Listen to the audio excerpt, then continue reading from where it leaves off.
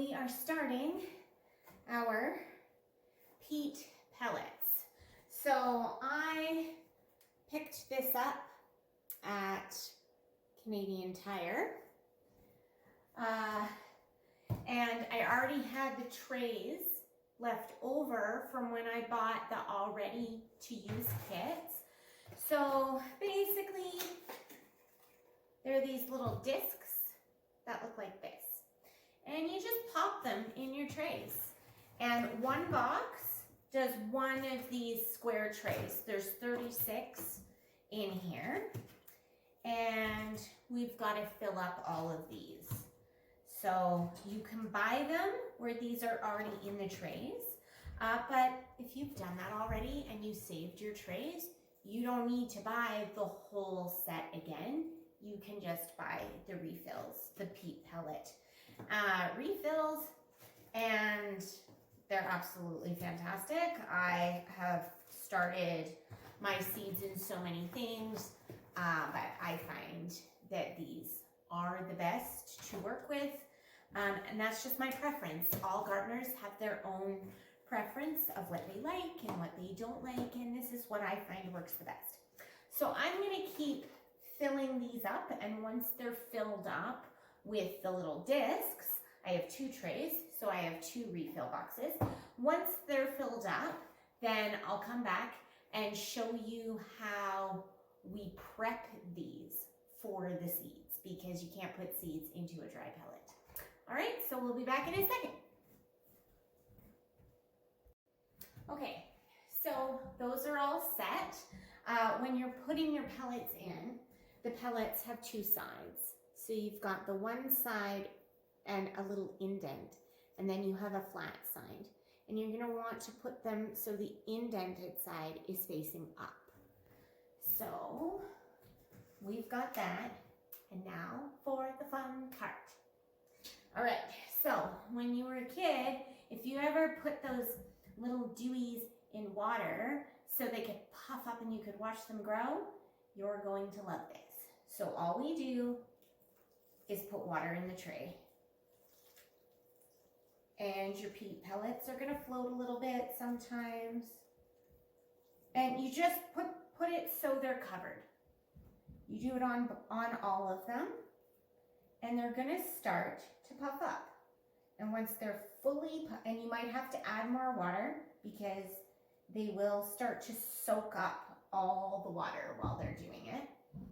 And they'll just start poofing up. So I'm gonna take a closer shot so you can see more of what that looks like up close. Okay, so this is what it looks like up close. We've got a couple that are floating, and that's totally fine. And on this side, we've got a few that are floating. But they're already starting to get soft. And some of them are even starting to get a little bit fatter. And they're gonna grow to like 2-3 times their size or more. So we're gonna let the water soak in and do its job. And we might have to add more water. And if we do, that's totally okay. While we're waiting for that to happen, why don't we move on to talking about our seeds? Okay, so this year I am planting 2 different varieties of tomatoes. I was not going to do tomatoes this year. However, I found 2 varieties of tomatoes that are prairie tolerant, or they're more designed for in the prairies, because where I live, we're in a much colder zone. So our zone is 3B, which is much colder than where we used to live in southern Ontario, which is like, you know, a 5 or something like that. You can grow basically everything there. You can't grow everything here. So we've got more tolerant tomatoes to the prairie climate. We've also got some peppers. We're gonna start those nice and early too. We've got some spinach this year. Some years I've had good success with spinach, other years not so much. I start everything indoors early unless it's a pea, a bean, or a root vegetable, because the plants need to be bigger and hardier to withstand the wind in my backyard. So I start everything indoors and let it get a little bit more mature than probably most gardeners would, but I've had a lot more success with it. We're also doing 3 different varieties of lettuce. I had good success with these last year and we ate a lot of it, so I'm planting them again. And I'm doing more kale. My kale last year completely exploded and took over the entire garden bed. So I'm gonna plant a little less of it this year and see how it goes. A lot of these things people direct sow, but again, because of my climate, if I direct sow them, they will not be ready for us to eat or enjoy. So I start them nice and early so they can be good and strong and hardy to be transplanted outside. It looks like most of our peat pellets are ready, so I am going to bring these closer so you can see how they've fattened up. Oh yeah. So they're still a tiny bit dry, so I'll add just a little more water because they do need to be moist. And then I'll show you how we plant our seeds in there.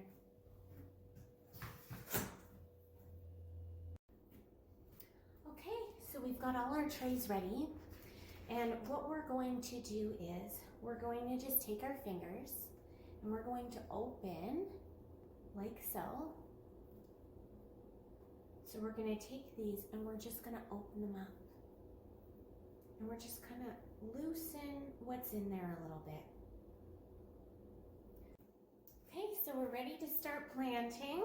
I am going to start with the subarctic plenty tomatoes, and I don't even know how many I'm going to plant yet. We're going to say that we're just going to see how many are even in here because they weren't very expensive. So my guess is there's not a lot of seeds in here. So we want to open our little packets as carefully as possible, our little envelopes, and then we want to bring out the seeds. Now a lot of people say to only plant 1 seed per pellet. I don't find that very fruitful, so I like to go at least 2 per pellet, and you just drop them in there. I've already made a little bit of a well in each one, and you go in a row. If both sprout, you can divide them later so they can individually grow nice and strong, which is one of the things that I do. So you want to put 2, possibly 3 in there. You can always subdivide. It's not a big deal. So we do that. Oh, that was a little too many. And I'm doing 1.5 rows of this particular tomato plant. And then I'm putting my seeds back because I'm going to save them for later because you never know what I might want to use them for. So that one's already done. And then the next one is the tomato Manitoba variety. I'm not sure how well you can see that or not because I won't know till after. Since I'm using the ring light, it's just different. So I'm trying some new things. So we're gonna do 1.5 rows of this as well. And we're gonna go in order. Basically how you see these laid out, that's the order that everything's going into. So these guys are all going into one tray. These guys are all going into the next tray. And we're just gonna go, I think I'm gonna do 2 rows of each for the lettuce and 1 row of the kale. And it's gonna be the exact same principle. So you're gonna go through, you're going to pop your little seeds into the peat. Just a couple. And oh, that was a little more than a couple. That's okay. It's totally fine if you mess up too, because gardening is not about perfection. Even though some people would like to say it is, it's absolutely not. So we're doing 1.5 rows of the Manitoba variety of tomato as well. And then we're gonna do 2 rows of this bell pepper variety. It's called Early California Wonder. I've never used this one before, but it looks like it'll be tasty. And then we're just gonna do 1 row of spinach, and hopefully it works out. But if it doesn't, I'm going to attempt to direct sow this year, because it has a 40 to 48 day life cycle. So if it doesn't work out, I might try direct sowing it this year and see if that works better. So I'm just gonna plug along, and I'll meet you when this is all done. Oh, right, before you do that though, after you plant them, you wanna cover them up. So you just lightly, don't press hard. You want them to be able to poke through, and you lightly cover them up. And you do that with all of them after you've put your seeds in. So I'm just gonna do this. I might even try speeding up the camera so you can see me do it all, but doing it in regular time will take forever. So here we go.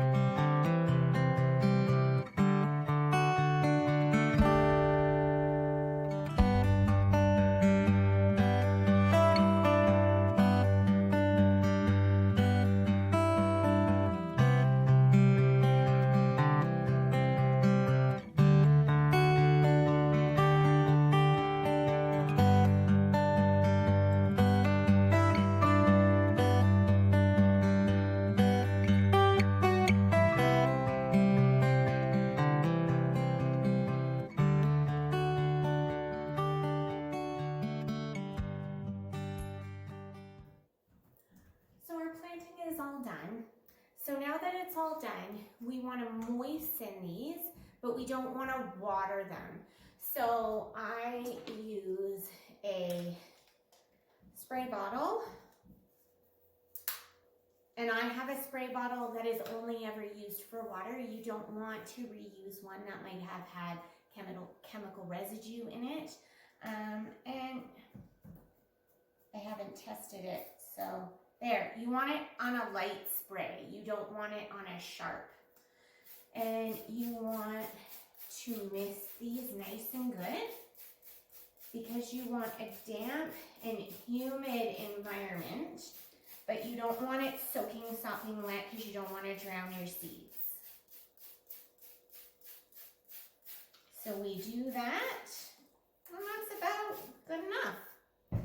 And then we put the lids on.